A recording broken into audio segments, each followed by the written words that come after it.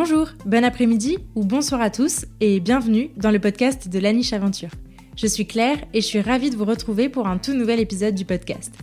Dans la vie, je suis éducatrice comportementaliste canin et créatrice de contenu sur Internet et ma mission, c'est d'aider un maximum de monde à comprendre son chien. Toutes les 2 semaines, je vous partage mes conversations avec des personnes passionnées autour des divers sujets du monde canin. Mes invités viennent raconter à mon micro les expériences et aventures qu'ils ont vécues avec leurs chiens, leurs réussites, leurs plus beaux moments, mais aussi leurs difficultés et les leçons qu'ils en ont tirées. Juste avant de lancer cet épisode, je vous invite, si ce n'est pas déjà fait, à me soutenir financièrement sur Tipeee si vous le souhaitez, ou plus simplement à vous abonner et à laisser 5 étoiles et un commentaire sympa sur l'émission dans votre appli de podcast préféré. Votre soutien m'aide énormément à faire connaître mon travail au plus grand nombre et je vous en remercie.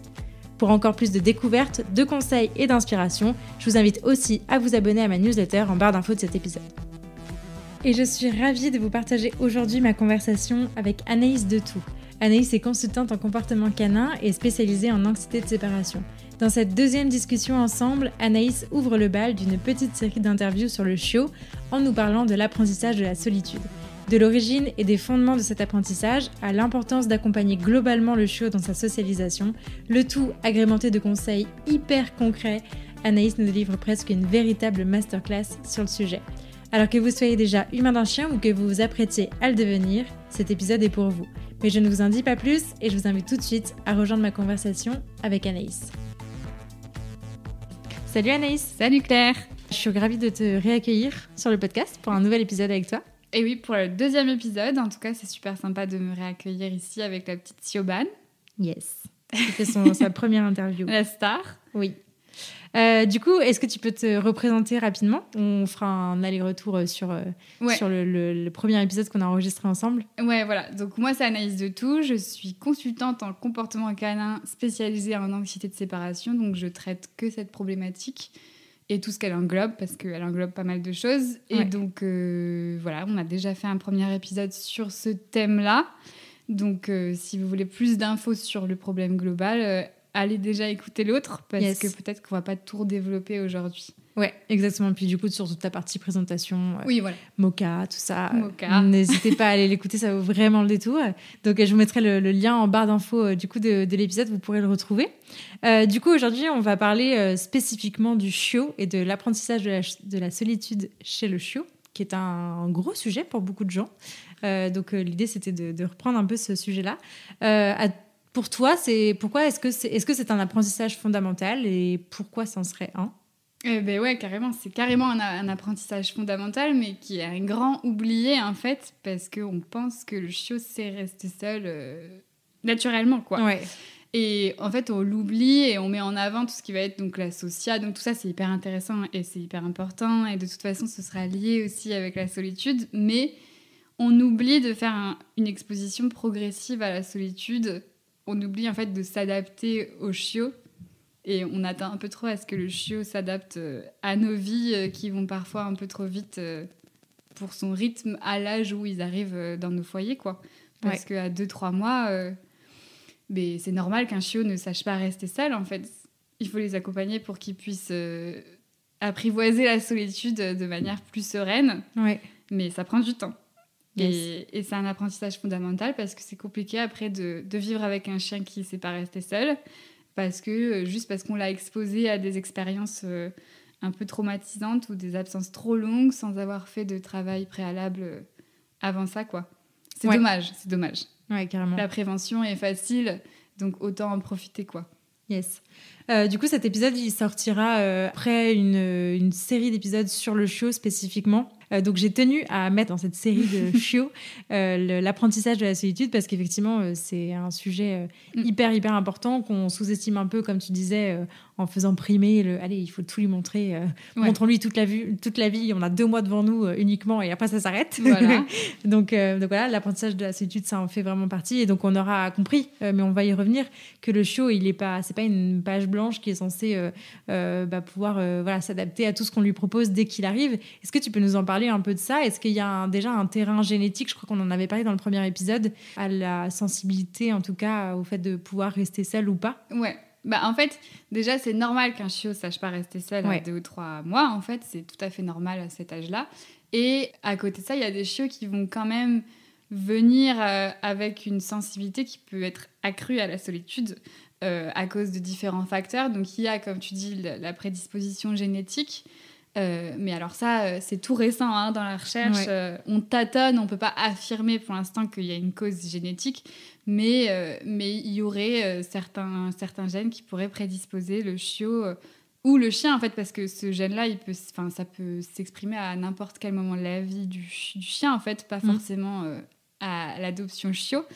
Mais comme un changement dans la vie peut déclencher certaines choses, l'adoption au moment où le chiot arrive chez lui, ça peut être le cas, quoi. Ouais. Et il va y avoir aussi tout ce qui va être les expériences de très début de vie, mais en fait, même avant que le chiot soit né, donc tout ce qui va être le stress de la mère pendant la grossesse, le stress qui va se transmettre au fœtus et du coup qui va impacter leur développement en fait, et tout ce qui va être le développement des circuits neuronaux et la résilience face au stress, tout ça se joue déjà quand le chiot est encore dans le ventre de la maman.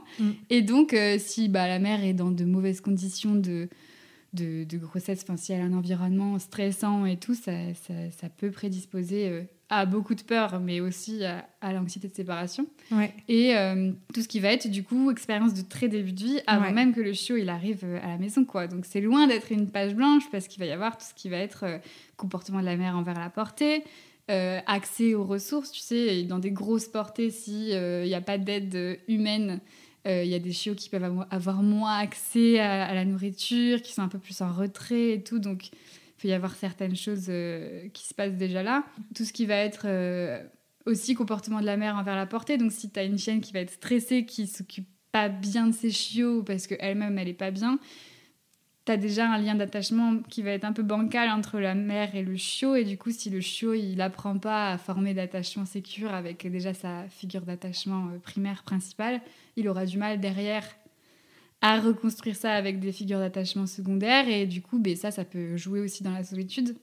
Et après tu vas avoir tout ce qui va être travail de l'éleveur, ou en tout cas quand il y a un éleveur, quoi, tu vois, travail de l'éleveur, de socia, de découverte du monde, d'habituation, et aussi comment est fait le sevrage affectif avec la mère et avec le reste de la portée, ça c'est ultra important.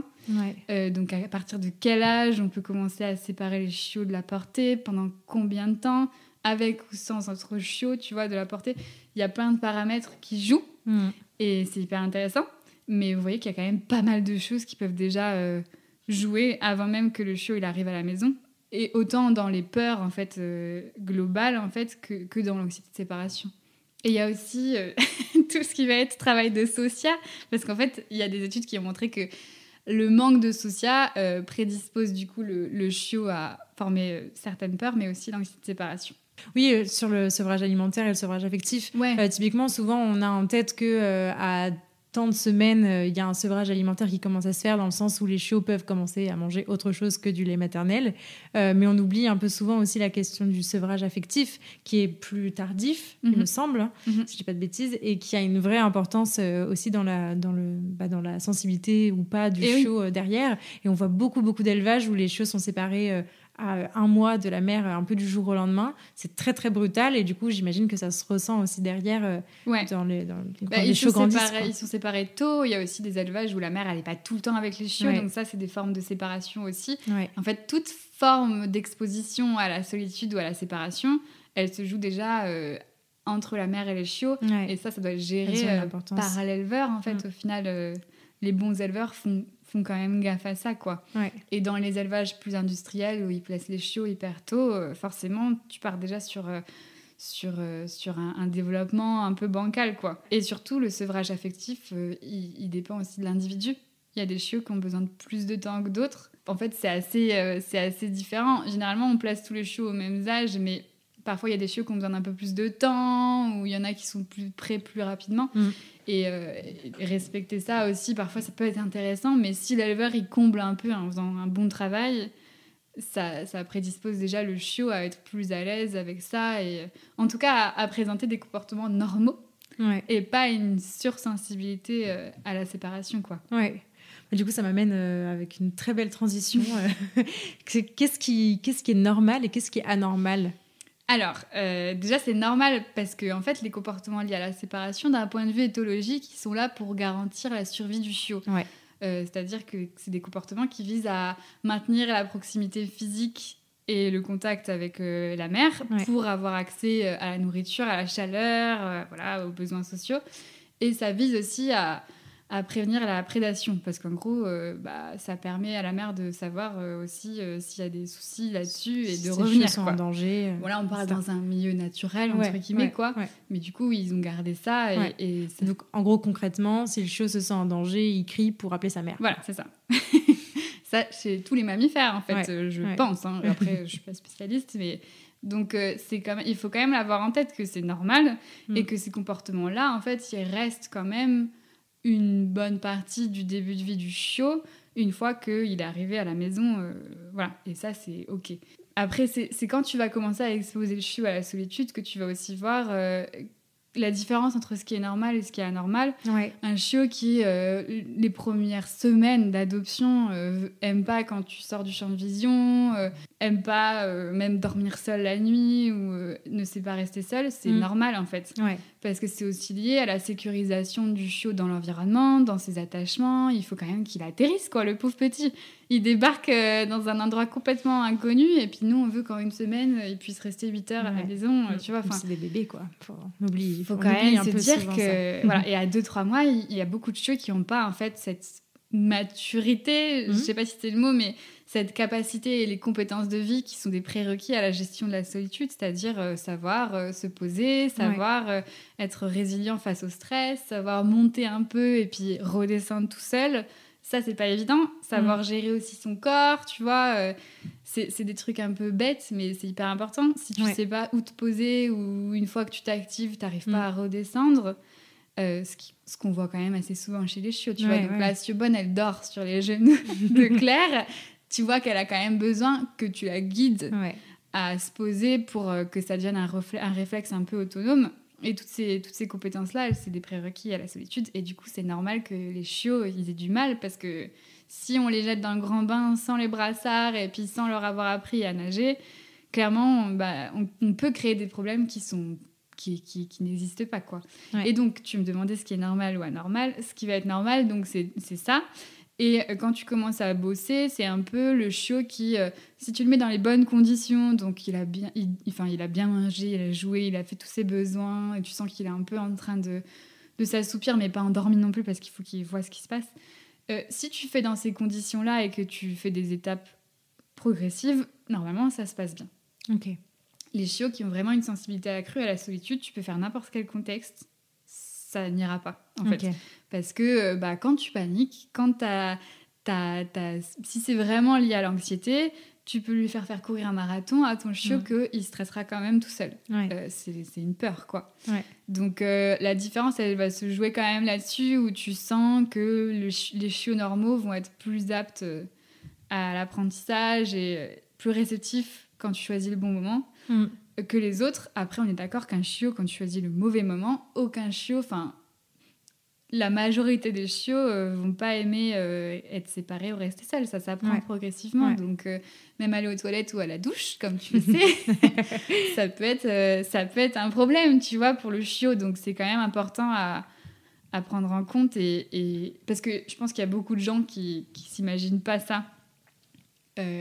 Qui sont un peu choqués quand le chiot il hurle parce qu'ils sont aux toilettes et ils paniquent en fait, ils se disent mince, y a ça problème. Fait un peu peur. Oui, ça fait peur, clairement ça fait peur, alors qu'en fait c'est normal et c'est censé se tasser au fur et à mesure de l'atterrissage du chiot, tu vois, quand il sait que c'est chez lui, que c'est ses gardiens, ils vont pas partir, c'est toujours les mêmes.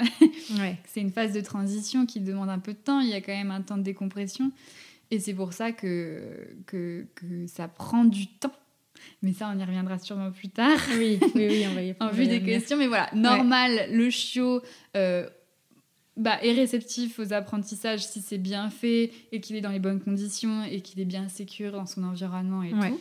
Le chiot qui va avoir une sensibilité, peu importe le contexte et la progression, peu importe à quel point l'exposition est progressive, tu vas sentir quand même qu'on est vraiment toujours sur un du truc, très progressif. Un chiot normal, petit à petit, une fois qu'il a compris, tu peux quand même augmenter par morceaux. Voilà. Le chiot sensible, on va partir sur des protocoles plus spécialisés qu'on Dès le utilise départ. pour les adultes, qui va vraiment être déjà de la désensibilisation, quoi. Ouais. Donc c'est important de pouvoir déjà détecter cette sensibilité s'il y en a une et se dire que c'est une vraie sensibilité et pas juste on est dans un cas normal entre guillemets de chiot. Voilà. Okay. Alors ça va dans les deux sens, c'est-à-dire que le côté c'est bon, c'est un chiot, c'est normal. Oui, faut pas en abuser non plus. Voilà, mais il faut pas en abuser non plus. C'est-à-dire que oui, c'est vrai, oui, ils ont besoin d'apprendre, oui, ils vont présenter ces comportements-là, mais en même temps. Il faut quand même savoir qu'il y a des chiots qui peuvent déjà présenter la sensibilité dès le départ. Et voilà, il y a aussi des chiots qui peuvent être entre guillemets normaux et au fur et à mesure des expériences négatives, commencer à paniquer, quoi. Des fois, une douche, le chiot, il sait pas que vous êtes à l'autre bout de la maison, quoi. Donc pour lui, ça peut déjà être... ou la première nuit, tu vois, mais ça, on va en reparler aussi. Va parler des premières nuits. Donc voilà, c'est hyper important. En tout cas, si les gens sont pas sûrs déjà ou qu'il y a vraiment un truc qui sentent que ça coince, machin, de tout de suite aller vers un pro spécialisé quand même, parce que ça va être des protocoles plus précis. Et si on fait ça dès le début, ça va quand même plus vite après que de continuer à sensibiliser le chiot à des expériences négatives ou qui vont être trop longues et dures pour lui. Ok, donc si on résume, pour débuter en tout cas cet apprentissage de la solitude, ce fameux terme, donc on ne fait pas ça n'importe quand, n'importe comment. On essaye de déjà remplir tous les besoins du chien, faire en sorte qu'il soit dans de bonnes conditions. Même pour les adultes, on est d'accord. Pour passer un bon moment une fois qu'il sera tout seul quelques minutes. On essaie de faire ça accompagné d'un pro de manière générale, puisqu'on recommande quand même souvent sur ce podcast de se faire accompagner d'un professionnel, même quand on sont tout petits bébés chiots, parce que c'est quand même toujours mieux de pouvoir avoir les bonnes bases. Vaut mieux prévenir que guérir. Exactement. Et ensuite, quand on avance un petit peu dans l'âge, des fois on entend souvent des gens dire oui, mais il y a de la destruction, mais il est petit, ça va se tasser. Et effectivement, des fois on voit que ça se tasse un petit peu, mais pas toujours. Qu'est-ce que tu peux nous dire par rapport à ça ? Est-ce que c'est un comportement normal, un chiot qui va détruire de temps en temps pendant les absences ou pas ? Alors là, c'est une vaste question. Mais en fait, c'est vrai que ce qu'on appelle les diagnostics différentiels, donc tout ce que le comportement peut être comme problème différent, chez le chiot par rapport à la solitude, il y en a plus parce que tu vois, ça peut être un chiot qui fait ses dents, ça peut être un chiot qui n'a pas appris la propreté, si c'est de la malpropreté. Il y a des symptômes qui ressemblent mais qui n'en sont pas. Ce qui va être hyper important, c'est déjà d'acheter une caméra déjà d'emblée, en fait, pour voir vraiment ce qui se passe. Est-ce que c'est le chiot qui s'occupe en étant super détendu et tu vois un langage corporel qui va être assez souple et ça alterne avec des siestes ou est-ce que c'est un chiot qui est en train de décharger parce que c'est trop pour lui. Il y a quand même une différence dans la motivation et l'émotion de fond, quoi. Après, du coup, c'est vrai qu'il y a des chiots, comme je te disais, qui ont besoin d'apprendre des choses qui vont être prérequises, en fait, pour gérer la solitude. Et certains chiots, en fait, ils sont souvent surstimulés. On leur fait faire plein de choses, voir plein de choses. En fait, ils savent plus s'arrêter. Et du coup, cette surstimulation-là, elle crée une forme de stress. Et après, le chiot va vite aller redécharger sur plein de trucs, détruire plein de trucs et tout. Et du coup, ça s'exprime pareil pendant les absences, mais c'est pas tellement un problème lié à la solitude, c'est plutôt qu'il faut apaiser le chien globalement. Le chien n'a pas encore appris à se poser, à aller se reposer. Et il y a des chiots qui ont besoin de plus de temps que d'autres pour apprendre ça, en fait, et c'est OK. Et c'est vrai que c'est souvent nécessaire pour savoir rester seul derrière et faire les choses dans le bon sens. Des fois, ça fait qu'on s'épuise un peu moins. D'accepter, tu vois, de te dire, ok, donc vu le profil de ce chiot, tu vois, souvent chez des races un peu actives. On vise personne. Voilà. Non, les jacks, où tu vois, on voit souvent ça chez les bergers, où ils vont vraiment avoir un seuil de réactivité émotionnelle hyper bas, encore plus petit, et ils ont ultra besoin d'apprendre à gérer ça. Et c'est hyper important pour la solitude. Et la surstimulation, elle est différente pour chaque chiot. Il y a des chiots, ils sont surstimulés par une mouche qui vole dans la maison, tu vois. Et il y a des chiots, ils sont quand même beaucoup plus résilients. Enfin, ça dépend aussi de l'individu, de la race, de machin, de plein de trucs. Mais observez votre chien, apprenez à le connaître, apprenez à savoir ce qui se passe, apprenez à lire son langage corporel, ça c'est hyper important. Ouais. Mettez une caméra, regardez, est-ce que c'est de la destruction de je détruis parce que je m'ennuie, machin, ou pas. Après, moi, généralement, si on gère bien le contexte et qu'on fait pas des absences trop longues, il n'y a pas de raison que le chiot il s'ennuie et qu'il ait besoin de détruire, tu vois ce que je veux dire? Ouais.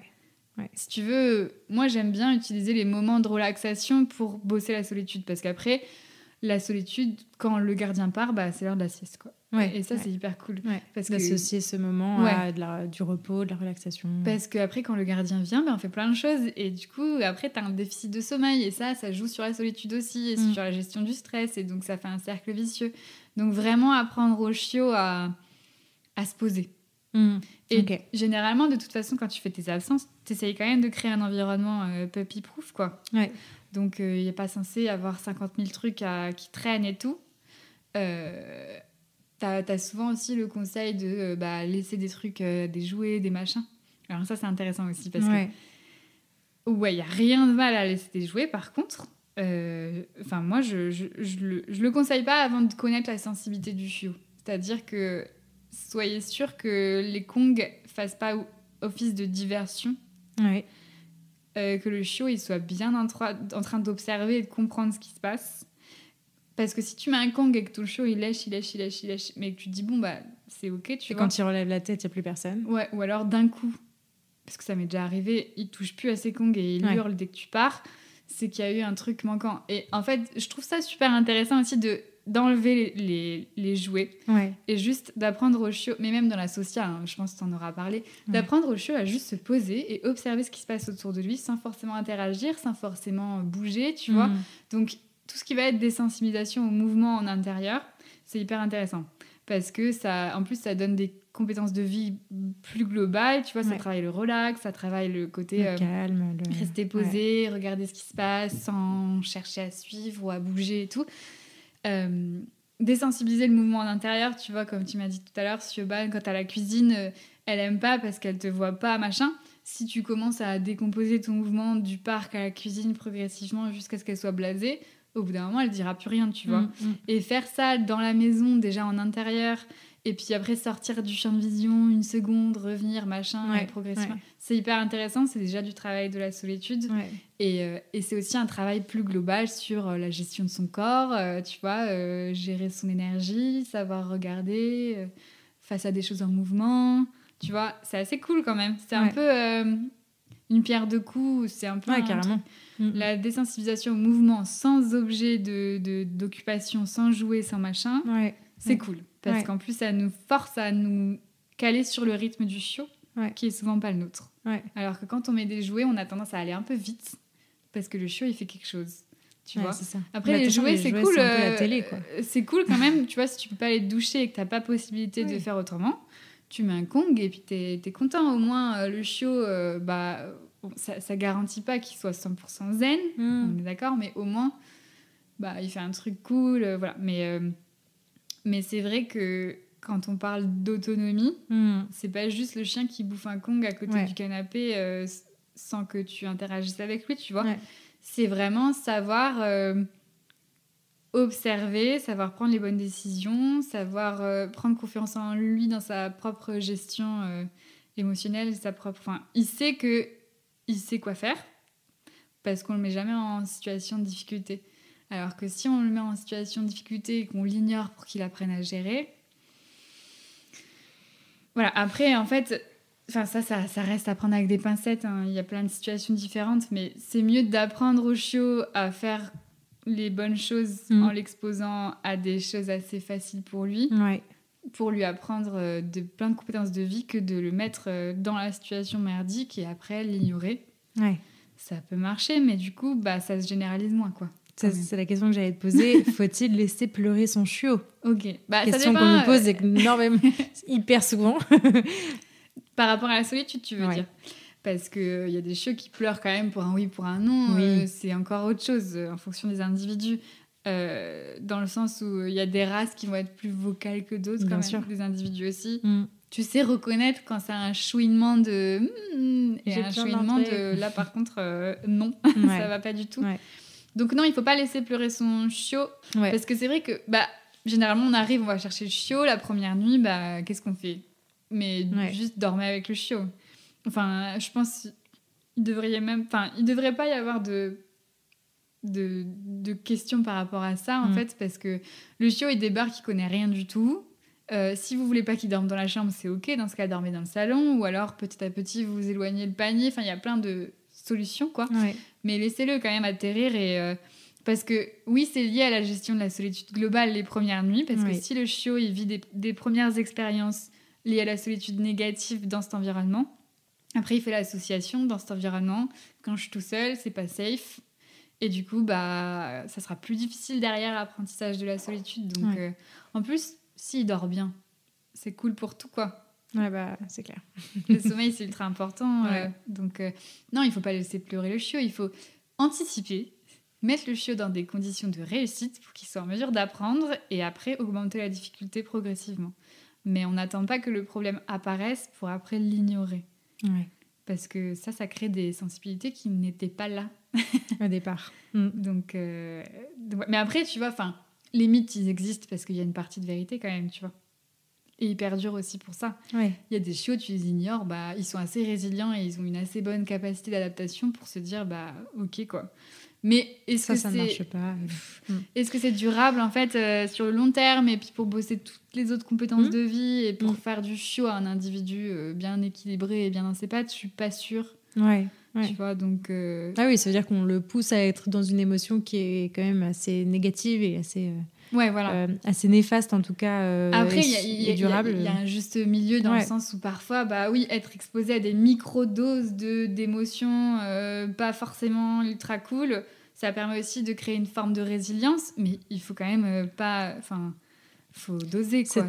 C'est ça. C'est à prendre avec des pincettes quand même. C'est à prendre avec des pincettes. Faut pas prendre le truc à la lettre en mode ok, on le laisse hurler. Non, pas du tout.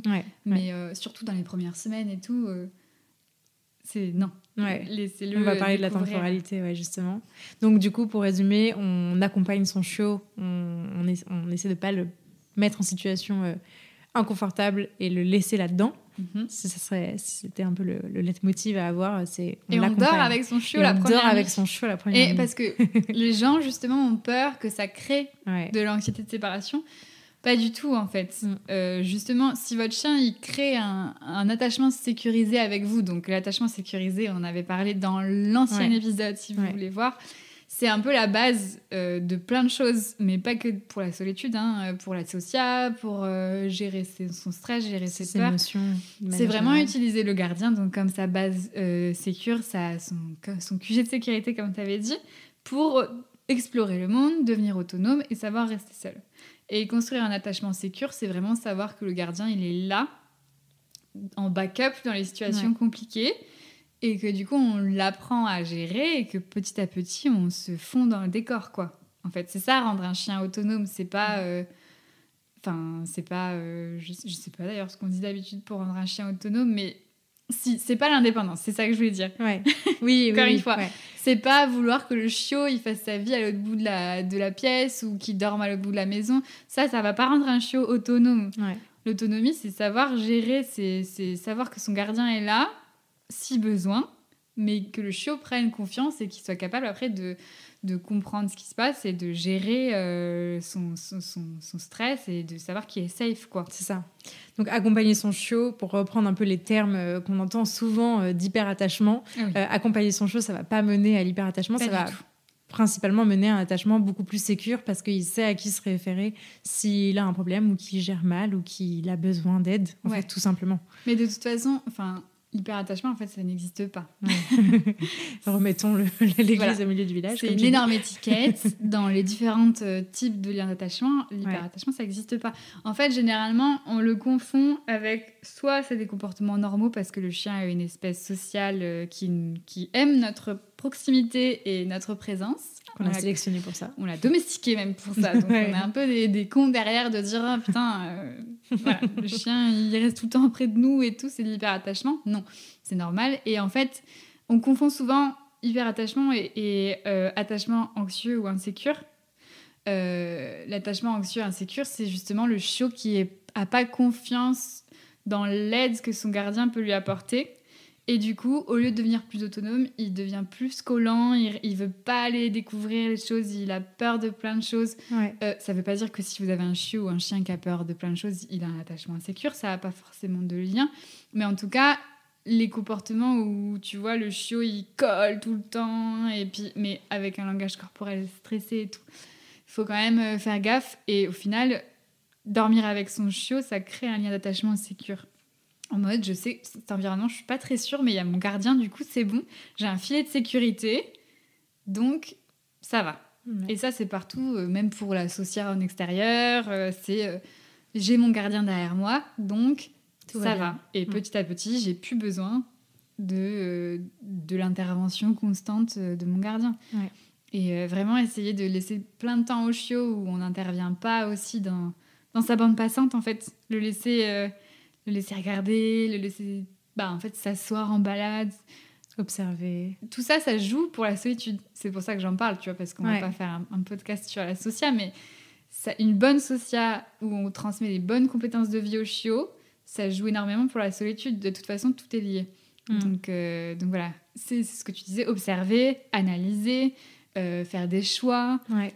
Tu vois, savoir se poser aussi dans des endroits un peu plus stimulants. Donc, en extérieur, ça peut être sympa. Et ça va vraiment aider pour la solitude. Trop cool. Ça me fait partir sur mille questions différentes. Mais du coup, pour rester sur cette temporalité là dont on a commencé un petit peu à parler, on voit beaucoup... Alors maintenant, j'espère, j'imagine, je le croise de moins en moins quand même par rapport à il y a quelques années où on l'entendait plus systématiquement, mais... en tout cas, c'est un message que moi, j'essaie beaucoup de faire passer là avec mon expérience avec Siobhan, c'est de prendre son temps. Et de prendre son temps pour tout, et notamment pour apprendre la solitude. Tu parlais un peu de décompression, d'atterrissage du chiot dans sa nouvelle vie. Est-ce que tu pourrais nous en parler ? Est-ce que, selon toi, il faut prendre un congé d'une semaine ou de plusieurs semaines quand son chiot arrive ? Et pourquoi c'est important ? Ouais. C'est important parce que, comme tu dis, il a besoin d'une phase où, en fait, on fait pas grand-chose, mais juste on apprend à observer le nouvel environnement, la nouvelle routine, les nouvelles personnes, les nouveaux animaux, s'il y en a, les lieux de balade, le jardin, le machin, enfin, tu vois. Et c'est important parce que si on part directement en disant on prend le week-end et puis le lundi, on part au travail, sans solution de garde, c'est quand même risqué pas mal de choses. Dans le sens où, du coup, si c'est trop long et que le chiot il gère pas, il peut développer une forme de traumatisme lié à la solitude ou à la séparation en fonction des chiens. Donc, il faut quand même faire gaffe à ça. Et prendre le temps, c'est aussi... En fait, il y a une forme d'acceptation d'en prendre le temps, tu vois, genre, de lâcher prise. Toi, tu disais, tu avais ton programme et tout, et au final, tu t'es dit, il y a d'autres priorités. Et c'est vrai. Et aussi, prendre le temps dans le sens où tu acceptes que ton chiot, il sache pas forcément rester seul et que c'est ok, que c'est peut-être... c'est normal, quoi. Ouais. C'est aussi important pour prévoir, après les premières semaines et tout, se dire que, on va faire comme si le chiot, il savait pas rester seul. Comme ça, au moins, on a les solutions de backup. Ouais. Et si ça se passe bien, au moins, on a des bonnes surprises. Et voilà. Mais vaut mieux le faire dans le sens-là. Ouais. Parfois, se préparer au pire, ça nous stresse, mais en même temps, ça fait qu'on est préparé au moins, tu vois. Donc, c'est plutôt cool. Et puis, tu vois, prendre des congés, c'est pas forcément ne pas travailler pendant 2 semaines. C'est aussi, comme on parlera peut-être après, prendre des petites heures, essayer de trouver des gens de confiance, même si c'est difficile de faire garder son chiot. N'est-ce clair. Mais juste par rapport à ça, je voulais rappeler, ajouter un truc, c'est intéressant quand même de, pas forcément dans les premiers jours, tu vois, mais de faire en sorte que le chiot il puisse multiplier ses figures d'attachement pour se dire que sa vie ne dépend pas d'une seule personne, parce que quand c'est la même personne qui fait tout, le chiot après, sa survie dépend de cette personne. Si cette personne n'est pas là, il peut paniquer, quoi, tu vois. Et là, c'est comme ça qu'on se retrouve avec un chiot qu'on n'arrive pas à faire garder. Mais après, ça dépend aussi de, justement, la qualité des liens d'attachement qu'il avait réussi à former au début de sa vie. Parce que s'il n'a pas appris à former des liens d'attachement de qualité, il a du mal après à diversifier ses figures d'attachement, tu vois. Ouais. Donc, c'est aussi lié à l'attachement sécure. S'il fait un attachement sécure avec sa figure principale, il a plus de chances après de faire avec d'autres personnes. Mais je répète quand même, c'est pas parce que votre chien ne peut pas être gardé qu'il n'a pas un attachement sécurisé avec vous. Voilà. Il y a plein d'autres raisons, mais on ne peut pas tout faire aujourd'hui. Ouais, non, c'est complexe. C'est complexe, mais c'est intéressant parce que justement, on reboucle là sur plein de choses à chaque fois, mais ça souligne à quel point le sujet est fondamental en fait. Ça reprend ma question initiale de pourquoi c'est aussi important de bien mener cet apprentissage-là, de prendre le temps pour le faire. Je pense de se faire accompagner pour le faire parce que quand même c'est important. Et puis quand on a la tête dans le pâté, comme tu peux voir, on n'interprète pas les choses. On est un peu fatigué, ça fatigue d'avoir un chiot. Il y a les émotions qui s'en mêlent, donc avoir un regard neutre extérieur. Si on ne sait pas à quoi s'attendre, en tout cas si on n'arrive pas à voir ce qui est normal ou pas normal, autant se faire accompagner, ce sera plus sécure. Ouais, c'est clair. Ok, et du coup pour revenir à cette histoire de la temporalité et de cette zone de décompression, un peu d'atterrissage du chiot dans sa nouvelle vie, qu'est-ce que tu conseillerais, je sais pas, en termes de semaines de congé, concrètement, qu'est-ce qu'on peut conseiller aux gens là-dessus? En termes de durée de congé, ouais. C'est difficile parce que ça dépend beaucoup du chiot, ça dépend de où il vient, de quel travail a été fait par son éleveur ou pas, du travail de la personne aussi. Parce que si t'as quelqu'un qui bosse en bureau 8 heures par jour, c'est différent de toi qui peut bosser des fois chez toi, tu vois. Donc, il n'y a pas de réponse cash. Mais c'est vrai que 2 semaines, c'est pas mal quand même. Ouais. Donc, dans les 2 semaines, en fonction du chiot, rien ne t'empêche de commencer déjà à justement désensibiliser. Oui, et aussi désensibiliser au mouvement. Ouais. Disparaître par-ci par-là derrière des portes. Tu vois, en fait, ce qui s'appelle la permanence de l'objet. Oui. C'est peut-être que c'est on peut expliquer, oui. Oui, voilà, le chiot qui sait pas que si tu disparais du champ de vision, t'as pas disparu tout court, quoi. Tu existes encore, mais ailleurs. Voilà. Et ça, c'est quand même un concept qui est important pour la solitude, parce que s'il pense que t'es mort quand t'es hors du champ de vision, c'est un peu la panique. Ouais. Je sais pas exactement à quel âge... C'est ce que j'avais demandé, ouais. Je sais pas... il me semble que c'est plus tardif, en tout cas, que de moi, de ce que j'avais lu. Mais en tout cas, voilà. C'est possible que quand le chiot arrive chez vous, il n'est pas encore acquis ça, quoi. Ce truc. Ouais, du coup, commencez par faire des petits jeux de cache-cache, même avec des jouets, tu vois. Genre cacher les jouets, remontrer, cacher les jouets. Il capte que, ok, en fait, ça disparaît, mais après, ça revient. Ça reste des trucs d'éveil, comme pour les enfants, quoi. Mais tu vois, te cacher derrière ton canapé, revenir, enfin, des trucs sous la forme de jeu. Pour qu'il intègre ce côté, ok, elle disparaît, mais elle revient, machin et tout, ça peut déjà jouer, tu vois, c'est des trucs cons qui sont pas forcément du travail, mais que tu peux intégrer dans la vie quotidienne. Et faire pareil, tu vois, tu vas jusque-là, tu reviens, après tu disparais, tu reviens, enfin... Et puis tout ça en banalisant, en fait. Oui, c'est vraiment ça. Banaliser. C'est dans la vie, quoi. Ouais. Ça fait partie du décor, tu vois. C'est pour ça qu'on n'utilise pas la nourriture, parce qu'on ne cherche pas à associer ça avec quelque chose de positif. On cherche juste à la neutralité, en fait. La relaxation est banalisée, et ça, c'est ultra important. Ouais. Ok, donc 2 semaines, ça paraît quand même pas déconnant et pour l'arrivée d'un chiot, pour arriver à gérer l'arrivée d'un chiot. Au bout de 2 semaines, on est d'accord, le chiot, il pourra pas forcément faire 8 heures de... On est d'accord. Même 4 heures, ou même 2. Ça dépend des chiots. En fait, il faut se préparer, mais en même temps être flexible. Je trouve, quand t'as un chiot ou un chien, enfin, il faut être flexible. Il faut s'adapter aussi et se dire que on a des attentes, mais ça sera pas forcément le cas, quoi. Enfin, ça sera peut-être plus, ça sera peut-être moins. Les chiots qui n'ont aucun problème avec la solitude, c'est quand même des chiots extraordinaires, tu vois. Ça arrive qu'il y ait des chiots... ils aillent pioncer et basta, quoi. C'est quand même rare. Et souvent, en fait, on pense que c'est la normalité alors que c'est pas le cas. Mais du coup, dans les 2 premières semaines, tu peux déjà commencer à faire ça. Tu vois, ce qu'on appelle l'exercice la porte ennuyante. Oui, d'aller plein de fois à la porte. Ouais, mais c'est vraiment décomposer. C'est vraiment... Et puis en fonction de la sensibilité du chiot, machin. Mais c'est vraiment faire en sorte qu'en fait, la porte d'entrée...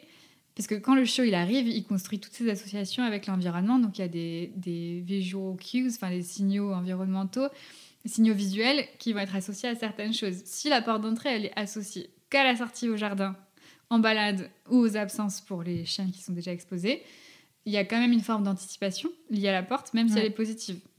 Et du coup, en fait, tu veux pas non plus créer une anticipation positive parce que sinon, le chiot, dès que tu vas passer la porte, il va se dire « Oh, on va sortir » et dès que tu fermes la porte, il va y avoir un ascenseur émotionnel qui peut créer une forme de frustration, tu vois. Donc, essayer de banaliser le passage de la porte, machin, c'est quand même bien pour que ça fasse partie du décor. C'est quand même une bonne étape aussi pour débuter le travail et tester derrière des micro-durées de quelques secondes, voir un peu où le chiot en est aussi. C'est intéressant. Mais c'est vrai que ça peut se commencer en fait dans les premières semaines, ça, tu vois, parce que on n'est pas sur des absences, on est vraiment sur du travail un peu préalable, quoi. Oui, voilà, un peu en intérieur, tranquillement, quoi. Ouais. Ok, cool. Il y a une question que j'entends souvent avec mes clients quand j'accompagne des chiots, qui est à quel moment on fait ces premières absences ? Quand est-ce qu'on se jette vraiment dans le bain et qu'on passe de la porte, ce qu'on peut faire dans la maison, etc. Déjà, ce dont on vient de parler, je pars au travail parce que c'est le jour où je reprends le travail. Comment on gère ces premières absences-là ? Est-ce que avant, on a fait, du 20 minutes, du 5 minutes, du 1 heure, du 2 heures ? Est-ce qu'on se lance direct dans le 4 heures ?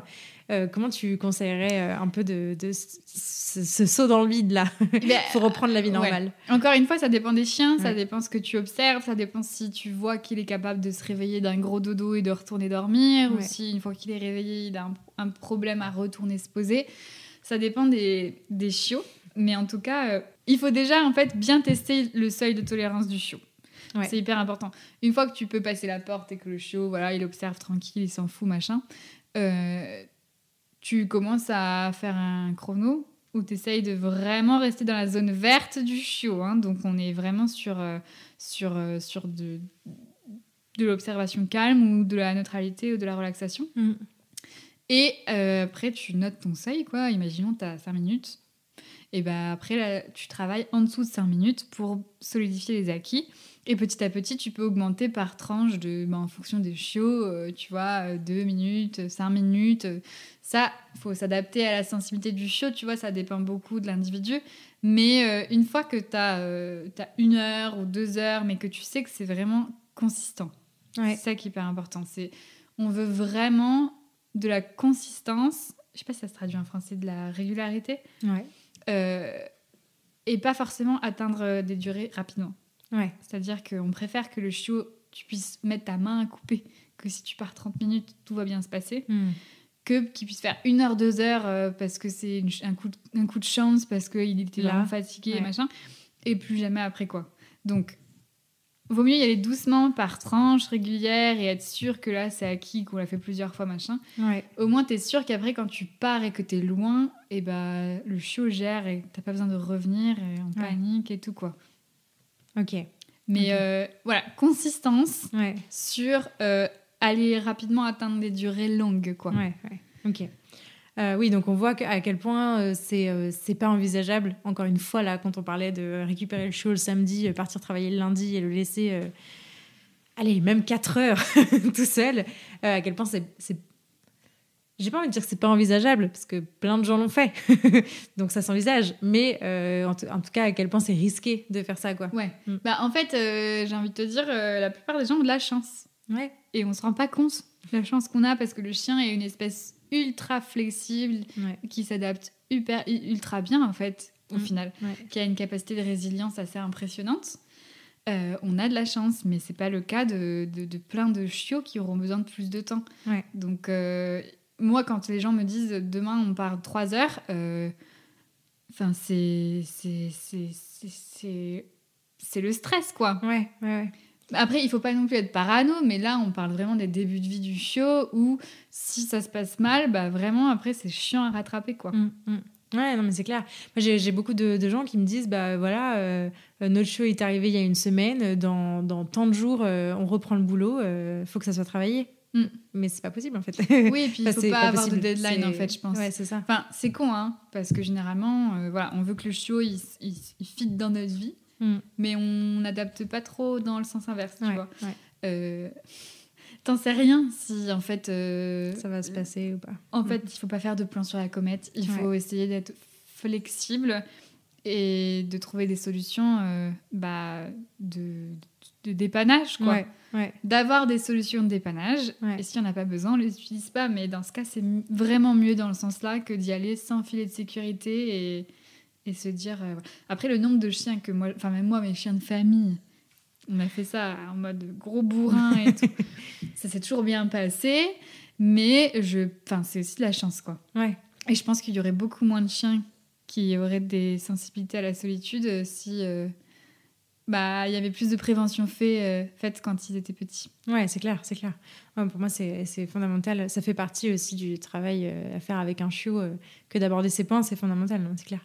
Du coup, et pour revenir sur ces solutions qu'on peut avoir, ces moyens de garde ou de trouver des choses qui... Voilà, où on peut servir d'avoir ces solutions-là en plan B, plutôt en plan A, si jamais ça ne marche pas ou si jamais on veut faire ça progressivement. Qu'est-ce que tu proposes, toi, comme solution ? Il y a quoi, c'est quoi les grands trucs auxquels penser un peu pour organiser sa vie les premiers mois du chiot ? Ouais, en fait, ça dépend aussi du budget des gens, du cercle social, au final, de s'ils habitent près de leur famille, près de leurs amis. Il va y avoir tout ce qui est laisser le chiot, avec des membres de la famille, s'ils sont OK, des amis. Bon, ça, voilà, c'est les trucs classiques. Trouver des pet-sitters. Il y a quand même de très bons pet-sitters pro. Ça dépend aussi ce que vous voulez faire entre le côté le pet-sitter vient à la maison ou on met le chiot, mais ça risque de faire beaucoup, quoi, en termes d'exposition, d'être avec d'autres chiens dans un autre environnement, ça fait beaucoup. Donc vaut mieux privilégier les gens qui passent à la maison ou alors prendre le chiot au travail. Tu vois, toi t'as ton petit sac là, c'est top pour pouvoir promener Charlie. Tu peux prendre, tu sais, il y a des petits parcs portatifs là. Si ton boss il veut bien ou que c'est adapté, tu prends le chiot à côté. Tu vois, moi j'ai des clients, ils prennent leur chiot dans leur salon de massage, au bureau. En plus, c'est bien, ça fait l'animation. Mais c'est vrai que c'est compliqué parce que il faut en même temps pas laisser le chiot seul, mais en même temps garantir sa bonne qualité de sommeil et en même temps pas le surstimuler. Il faut trouver un équilibre qui n'est pas toujours facile à trouver. Donc voilà, qu'est-ce qu'il y a sinon ? Parce que tout ce qui va être pension ou de jour, ça risque de faire aussi beaucoup pour un chiot. C'est quand même mieux les solutions, par exemple, demander à ses voisins ou les petites mamies. Enfin, même s'il n'y aura jamais de solution idéale, de toute façon, plus on en apprend en plus, plus on est exigeant sur les solutions de garde. C'est clair. Donc voilà. Mais pour dépanner au début, c'est mieux que de le laisser paniquer à la maison, quoi. Ouais, c'est clair. D'aller faire des drives. Oui, voilà, c'est ça. Parlé. Faire des drives. Bon, après, laisser le chiot dans la voiture, je conseille pas. Parce que c'est tout nouveau aussi, la voiture. Surtout si dans la voiture, il y a une caisse de transport. Bon, il faut y aller quand même progressivement, quoi. Mais voilà, mais c'est vrai que... Il faut magouiller. Comme on dit, il faut faire au moins pire. Et parfois, on peut pas faire au mieux, donc c'est au moins pire. Et après, faut travailler à côté l'exposition progressive. Et puis ça avance. Yes. Mais après, ce qui est difficile avec les chiots, c'est qu'ils savent pas forcément bien... j'aime pas le terme gérer leurs émotions, parce que du coup, tu vois, ça entraîne le fait qu'on les met devant leurs émotions et qu'ils doivent gérer. Apprendre à se réguler et puis à savoir aller dormir et tout. Mais une fois que ça s'est acquis, le chiot, il dort quand même pas mal. Du coup, s'il associe la relaxation aux absences, ça laisse quand même des plages horaires assez importantes. Il faut quand même considérer le travail de la propreté aussi. Enfin, forcément, il n'y a pas tous les chiens qui savent rester 4 heures sans bouger, en train de pioncer et sans faire pipi. Faut s'adapter, comme d'hab, à l'individu, aux autres apprentissages à côté. Et puis voilà, c'est déjà pas mal. Trop bien. Ok, et du coup, pour finir sur la question du matériel, t'as cité pas mal de choses. Notamment, on entend beaucoup parler de la cage, du parc. Est-ce que c'est des choses qui peuvent servir dans l'apprentissage de la solitude ou est-ce que c'est des choses que tu déconseilles ? Alors, le parc et la cage, ça reste deux choses différentes, je pense, en fonction de la taille du parc, bien sûr. Parce qu'un parc minuscule sans toit, ça reste une cage, quoi. Donc, moi, personnellement, je n'utilise pas la cage. Après, le parc et la cage ont souvent une utilisation similaire, au final, par les gens qui l'utilisent bien. tu vois. Du coup, en fait, le parc, ça peut être pas mal. Tu vois, toi, tu l'utilises bien pour séparer Charlie et Siobhan quand il y a des ressources, ou alors quand tu sens que ça monte un peu en excitation et tout.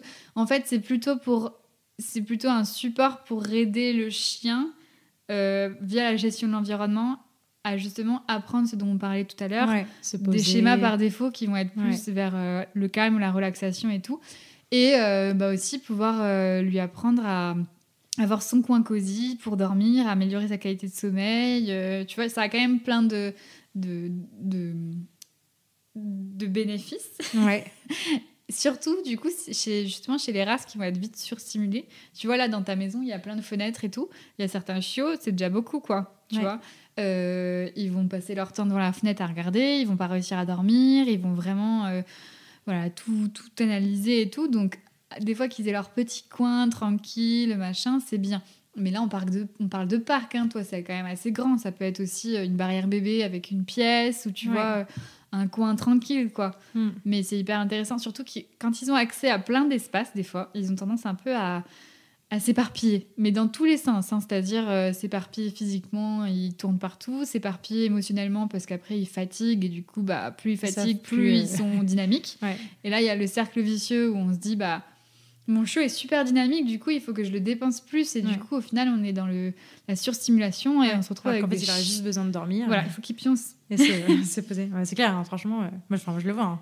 Dès qu'on fait un truc, c'est dodo direct derrière, parce que sinon, ça part trop vite, quoi. En fait, donc et du coup, tu vois, la gestion de l'environnement peut te permettre aussi de couper les stimulations à certains moments de la journée pour valoriser les temps de repos, l'apprentissage de la relaxation et du calme et tout, quoi. Et surtout quand t'as plusieurs chiens aussi, ça, c'est un autre sujet, mais ouais, c'est cool. Ça permet de...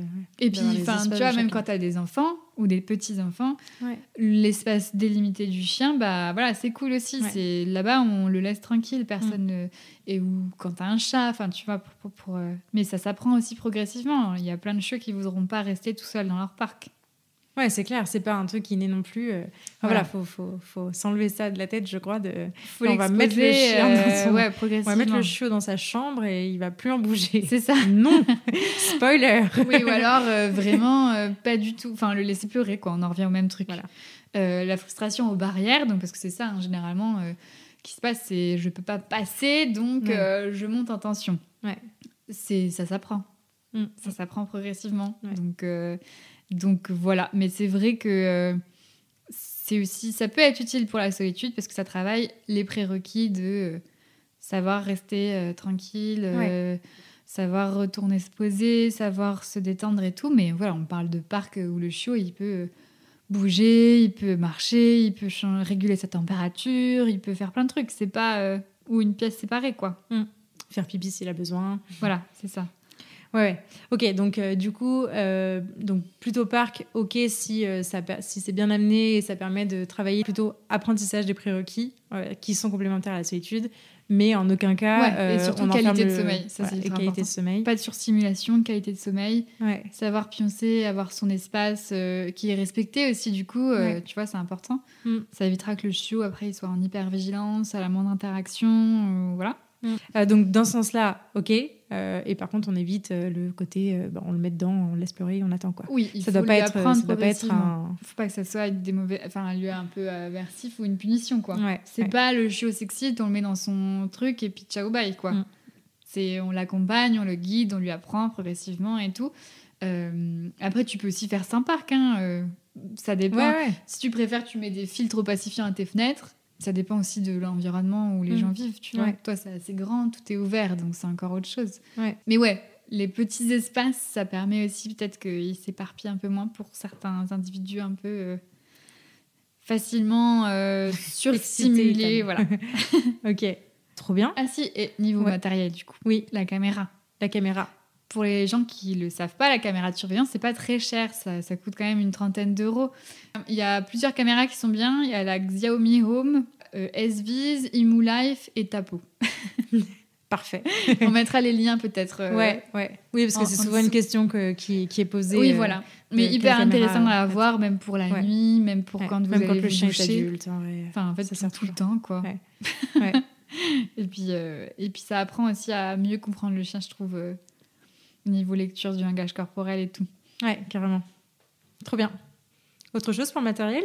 Le matériel, un bon panier. Ouais. Ah bah oui. Ton poste récent. Hyper important. La qualité du couchage. Ouais. Bien le placer et bien le choisir, qui convienne bien au chiot. Y en a qui préfèrent dormir en hauteur, par terre, sur du dur, du mou, du machin, avec des rebords ou pas.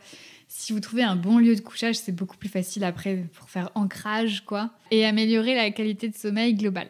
Mais en gros, le principal, c'est d'être proactif, anticiper, avoir les solutions de prévu, aller au rythme du chiot, pas faire de plan sur la comète et se rappeler que ça reste normal pour un si petit être de pas savoir rester seul et de pas aimer être séparé du gardien et que du coup, justement, l'accompagner et lui apprendre en le guidant et en restant avec lui, ça va le rendre plus autonome que l'ignorer, le laisser dans son coin et puis le laisser se débrouiller, quoi. Là, on peut créer des problèmes où il n'y en avait pas. Voilà. Trop bien. Merci beaucoup pour tous ces précieux conseils. Franchement, c'est un épisode très riche. Trop cool. On passe à la partie conclusion, ça te va ? Ouais. Qu'est-ce que ça t'apporte, toi, de pouvoir, du coup, on n'a pas trop parlé de ton métier dans cet épisode-là, parce qu'on en avait pas mal parlé dans le premier, que je vous invite encore une fois à aller écouter. Du coup, pour te poser la question signature du podcast en version un peu améliorée, qu'est-ce que ça t'apporte, toi, de pouvoir travailler cette problématique liée à la solitude avec tes clients ? Qu'est-ce que ça a changé à ta vie et à ta façon de voir les choses ? Alors, ce que ça m'apporte, c'est que déjà, en fait, le travail de cette problématique, il est tellement dur et il demande tellement d'investissement que tu rencontres des gens qui sont incroyables parce que juste, ils donnent tout pour leur chien et en fait, ils ont une capacité un sens de la négation qui est complètement fou, quoi. Ouais. Et du coup, ça te redonne foi au côté c'est possible de mieux faire et les gens sont capables, en fait, de s'investir à fond, quoi. Et du coup, ça m'a apporté plein de choses. Notamment, tu vois, apprendre à lire le langage corporel du chien. Je pense que c'est une des problématiques où on lit les chiens au millimètre près. Je suis pas sûre qu'on le fasse autant dans d'autres problématiques parce que là, on a vraiment les vidéos. Tout est en direct. On peut zoomer, on peut remettre en arrière. On filme tout, en fait. Ouais. Et après, on écrit tout dans les tableaux. Enfin, c'est vraiment ultra précis. Ouais. Ça m'a appris à aussi accompagner les gens, en fait, sans les porter sur mes épaules. Parce que, en fait, tu te rends compte que c'est pas durable. Ouais. Avoir une posture différente aussi. Et ça a été aussi grâce à Livia de Psychopause, qui m'a appris plein de trucs. Et du coup, il y a eu un épisode déjà sur l'entretien motivationnel et tout, donc que tu avais fait. Ouais. Et en fait, changer de posture, ça m'aide globalement pour tout. Te dire que t'es là pour accompagner, mais c'est pas toi qui dois tirer les gens ou porter, quoi. Ouais. Donc ça, c'est assez enrichissant. Et puis, d'un côté technique, c'est hyper précis, c'est hyper rigoureux. Donc maintenant, avec plus d'1 an d'expérience que de ça empile quand même. Ouais. Et du coup, tu commences à avoir certaines tendances, tu vois, certains sous-problèmes avec des diagnostics plus précis. Et j'arrive à voir tout ce qui manque à l'état actuel de la recherche. Ouais. Du coup, c'est cool de te dire que, ok, en fait, il y a des choses qu'on ne sait pas et tu t'en rends compte et tu arrives à mieux affiner tes observations et tout. Donc, c'est pour ça que je fais mon mémoire de recherche là-dessus, quoi. Ouais. Mais il y a plein de choses qu'on ne sait pas. Donc, c'est pour ça qu'il faut prendre des pincettes pour tout. Trop cool. C'est trop intéressant. Trop, trop bien. Merci beaucoup. Est-ce qu'il y a des ressources que tu aimerais partager à nos éditeurs sur ce sujet, par exemple ? Ouais, mais carrément, sur le sujet du chiot, il y a carrément un livre complet, en fait, qui est super riche, mais je crois que tu l'avais déjà. C'est celui de Julie Naismith, le Puppy Training, Home Alone Training. Ah, je connais pas celui-là. Ok. C'est un livre qui est que sur l'apprentissage de la solitude chez le chiot. Ok. Il y a tous les plans de travail, et d'ailleurs, pour même les éducs qui sont pas spécialisés, mais qui veulent bosser l'apprentissage de la solitude avec des chiots, ou même des adultes, parce que c'est assez similaire, il y a plein de choses dedans. Donc, il y a des plans de travail, il y a les tableaux et tout. Il y a à peu près tout ce qu'on a dit là, mais en plus détaillé. Donc ce livre est top parce que c'est vraiment complet. Et après il y a les livres plus axés anxiété de séparation où là c'est un peu plus poussé pour les chiens ou les chiots qui ont une sensibilité. Ouais. Donc celui de Julie Naismith et celui de Malena de Martini que j'avais déjà dit dans l'autre truc. Et mon blog. Carrément. Tant qu'à faire. Il est super riche. Parce que c'est vrai que tous les livres que je dis là c'est en anglais. Ils sont je crois qu'il y en a un qui est traduit en allemand si jamais vous parlez allemand, mais en tout cas c'est dur de trouver du contenu francophone pour le moment. Ouais. Donc voilà, ouais, c'est déjà pas mal. On attend le tien du coup. Ouais, pas pour tout de suite. Sans pression. Ok. À qui est-ce que tu passerais le micro pour un prochain épisode ? Je passerai le micro à Crowaf parce qu'elle est bientôt certifiée aussi en anxiété de séparation et elle travaille déjà sur la réactivité et du coup elle pourrait nous parler du lien entre les deux problématiques. Et ça c'est assez intéressant parce que les deux problématiques sont hyper liées et un travail global est nécessaire pour résoudre les deux quoi. Donc pourquoi pas. Ok, trop cool, trop bien. Et je prends note. Super. Où est-ce qu'on redirige les auditeurs qui souhaiteraient suivre ton travail ? Ouais, alors moi je suis plus active sur Instagram, donc ma page Instagram Anaïs de Tout ou Facebook, et puis mon site anaïsdetout.fr. Trop bien. Merci beaucoup Anaïs, c'était passionnant. Merci à toi. Merci beaucoup d'être revenue. En plus, quelle chance de faire un podcast en regardant Siobhan dormir. En plus, tu as l'exclusivité. Je me retiens depuis tout à l'heure. Tu as l'exclusivité en plus de rencontrer Siobhan. C'est vrai. Tu es une des premières à la rencontrer. Quel honneur. Trop bien. Merci à toi, à bientôt. À bientôt. Merci beaucoup de vous être rejoints à ma conversation avec Anaïs et de l'avoir écoutée jusqu'au bout. J'espère que ce nouvel épisode vous a plu et si c'est le cas, je vous invite à en parler autour de vous et à le partager sur les réseaux sociaux en nous taguant @anaïsdetout et @lanicheaventure. Pour enrichir votre écoute, ne rien rater des prochaines sorties et pourquoi pas vous faire accompagner dans l'éducation de votre chien, n'hésitez pas à visiter mon site, à soutenir mon travail sur Tipeee, à vous abonner à la newsletter et à me rejoindre sur les réseaux sociaux. D'ici là, prenez soin d'eux, prenez soin de vous et je vous dis à la prochaine!